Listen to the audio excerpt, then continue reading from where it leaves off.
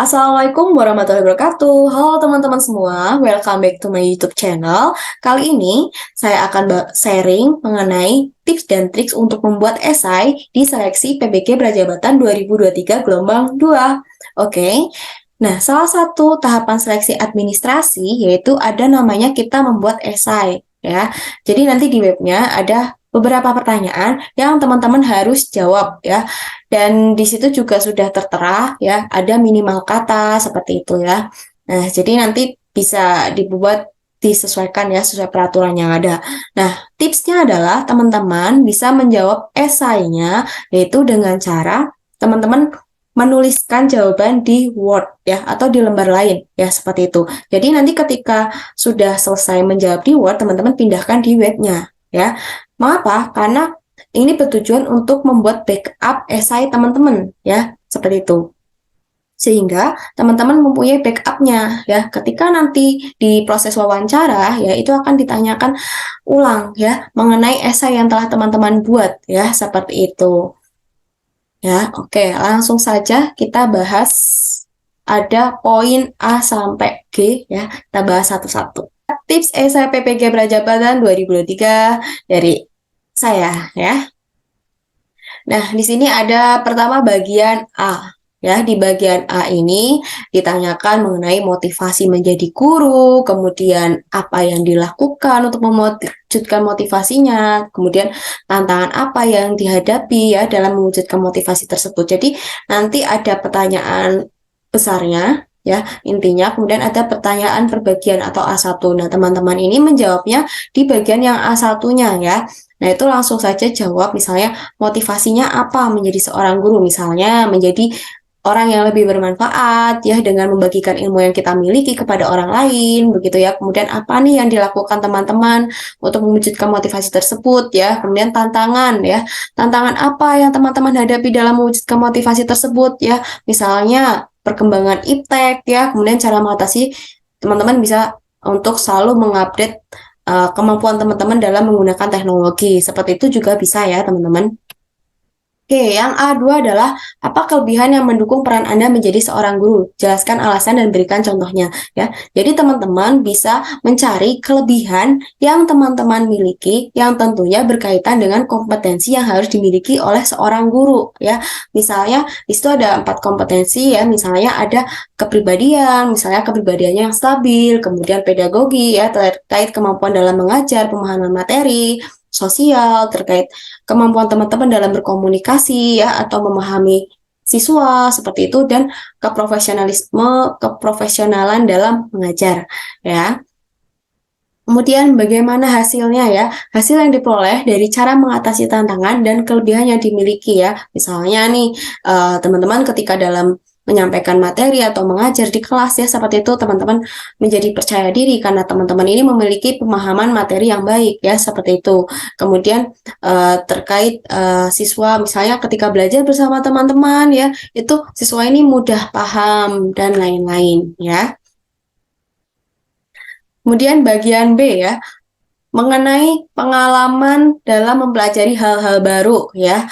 Kita jawab di B1. Bagaimana cara mengidentifikasi ya? Cara mengidentifikasinya itu teman-teman bisa dengan cara observasi ya, wawancara seperti itu. Kemudian alasan perlu meningkatkan atau mengembangkan ya. Misalnya dari hasil observasi dan wawancara terkait proses pembelajaran yang berlangsung di kelas ya, yang teman-teman lakukan ya, teman-teman menemukan suatu permasalahan ya, sehingga teman-teman ini perlu meningkatkan atau mengembangkan kemampuan teman-teman dalam menghadapi masalah tersebut ya, seperti itu.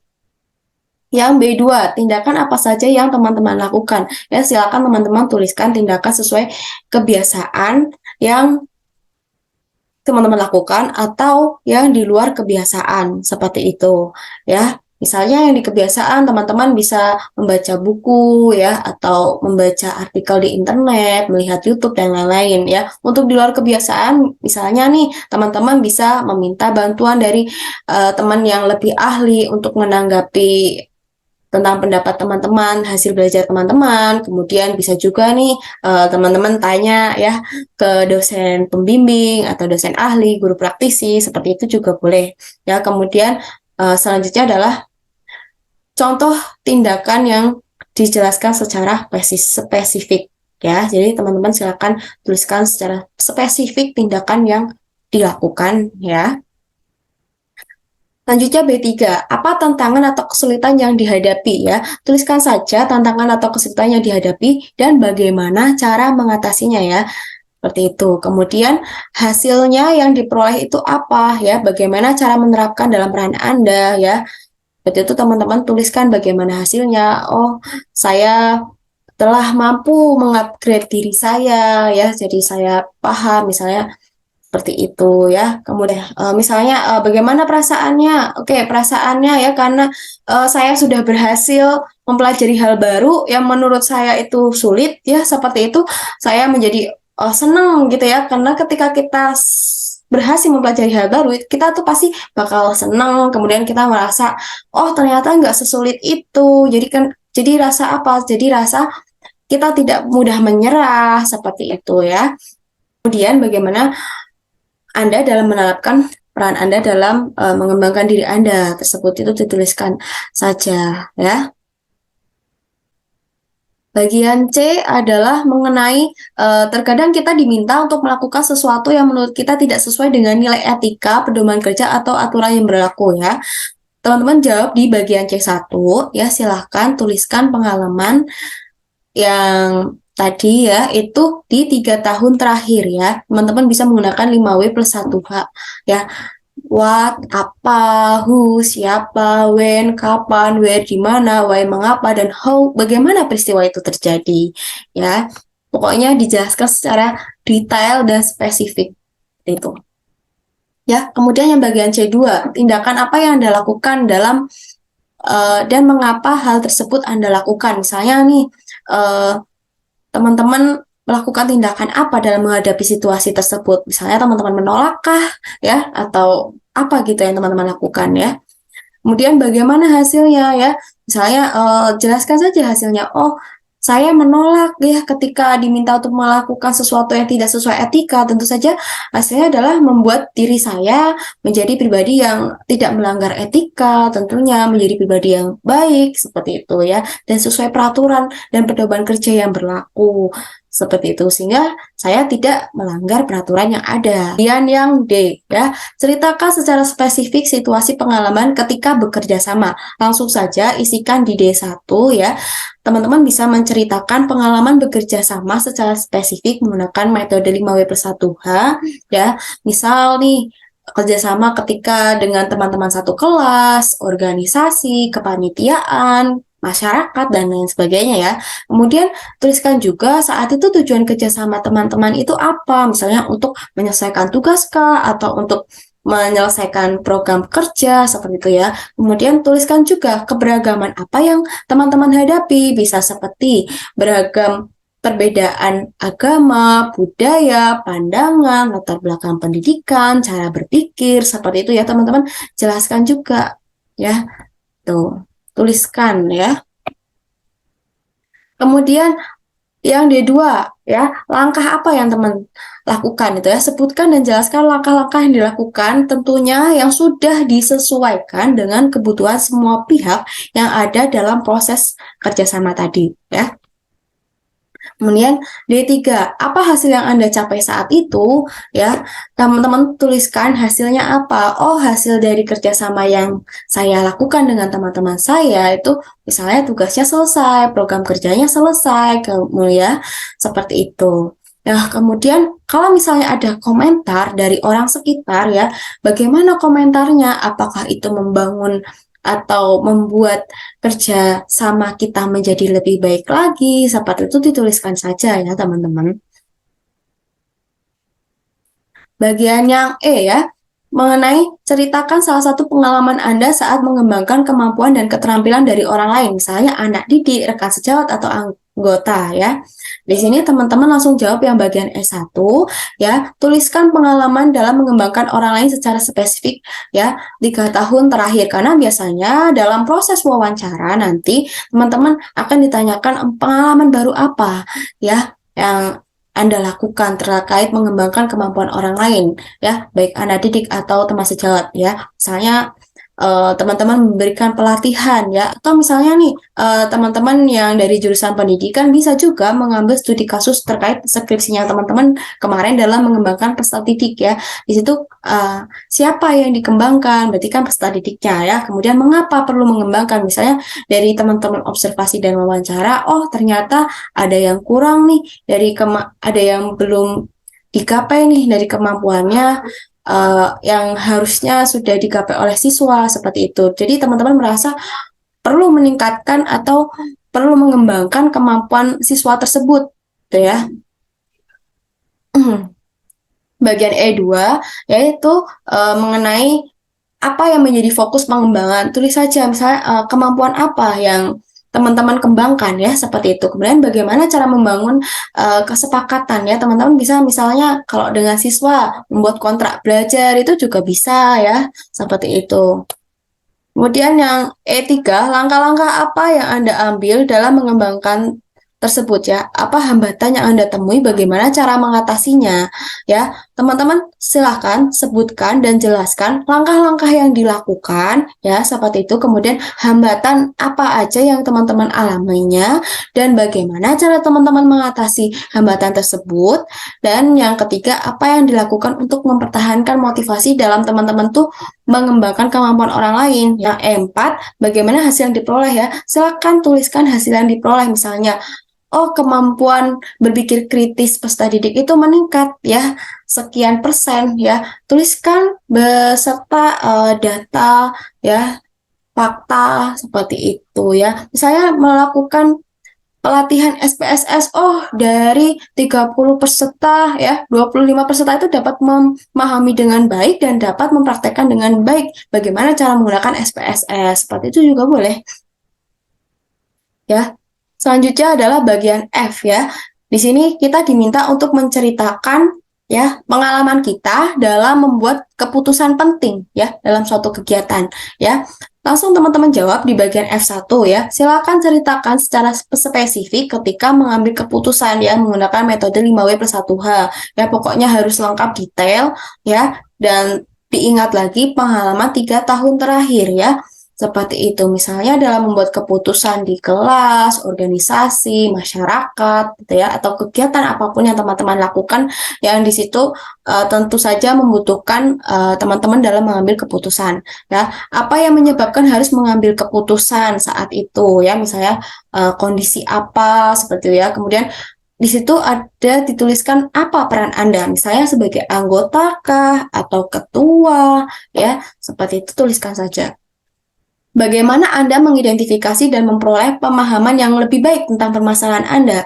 Ya, silakan. Cara mengidentifikasinya bisa teman-teman observasi, wawancara, atau studi kasus ya terkait keputusan yang harus teman-teman ambil seperti itu. Kemudian bagian F, apa saja yang menjadi pertimbangan Anda, ya, mengapa, dan jelaskan proses langkahnya ya. Sebutkan dan jelaskan pertimbangan dalam membuat keputusan secara spesifik. Misalnya, ketika kita mengambil keputusan A, oh ternyata keputusan ini tidak merata ya, tidak bisa mengcover semua anggota seperti itu. Misalnya ketika mengambil keputusan B, oh ini justru misalnya kurang juga ya, atau mengambil keputusan C. Jadi teman-teman di situ pasti akan banyak pertimbangan ya, dan teman-teman pasti akan memilih jalan tengah dalam mengambil keputusan ya. Intinya seperti itu ya. Kemudian langkah-langkah dalam mengambil keputusan itu ceritakan juga ya, misalnya teman-teman melakukan musyawarah mufakat seperti itu juga boleh ya. Misalnya teman-teman mempersilahkan anggota-anggota untuk menyampaikan pendapatnya, menghargai setiap pendapat yang disampaikan anggota, kemudian mengambil keputusan ya secara mufakat bersama, seperti itu juga boleh ya teman-teman. Silakan ceritakan saja berdasarkan pengalaman yang teman-teman alami ya. F4, bagaimana hasil dari keputusan ya? Tuliskan saja hasil dari keputusan bersama itu apa ya? Apakah keputusan itu bisa disepakati bersama ya? Kemudian bisa dilaksanakan juga secara bersama ya, dan dipertanggungjawabkan juga seperti itu. Bagian G ya, ceritakan secara spesifik saat Anda dihadapkan dengan beberapa tugas dalam waktu yang bersamaan ya. Teman-teman bisa ceritakan secara spesifik ya, bagaimana situasi saat itu terjadi. Misal saja bisa di perkuliahan, organisasi, atau dalam hidup bermasyarakat ya. Misalnya teman-teman ada yang double job organisasi ya, atau mungkin punya dua organisasi ya, seperti itu pasti itu akan menyebabkan teman-teman mengerjakan tugas secara bersamaan dalam waktu yang bersamaan seperti itu ya. Ceritakan secara spesifik ya 5W+1H dan ingat pengalaman 3 tahun terakhir ya seperti itu.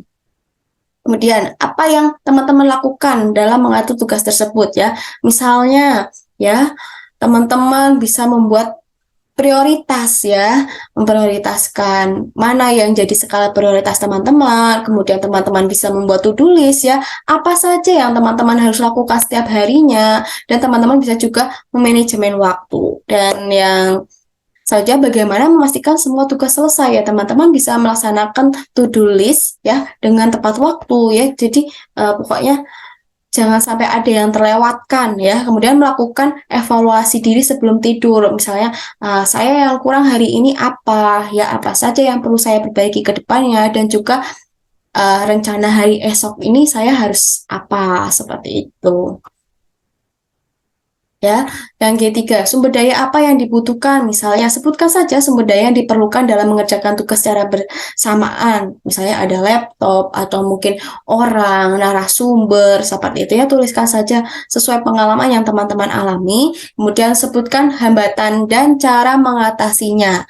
Ya, kemudian bagaimana hasilnya? Ya, hasilnya semua tugas misalnya dapat selesai dengan tepat waktu dan baik ya, seperti itu, dan maksimal misalnya ya.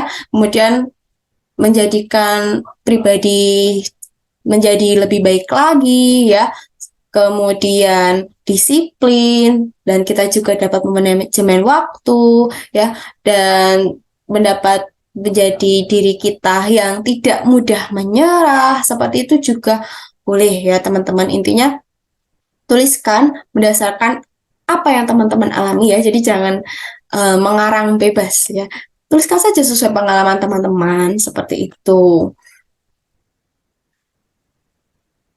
Oke ya, demikian ya tips dan trik untuk membuat esai di seleksi program PPG Prajabatan ya 2023 ya. Dari poin A sampai poin G ya. Semoga bermanfaat bagi teman-teman semuanya.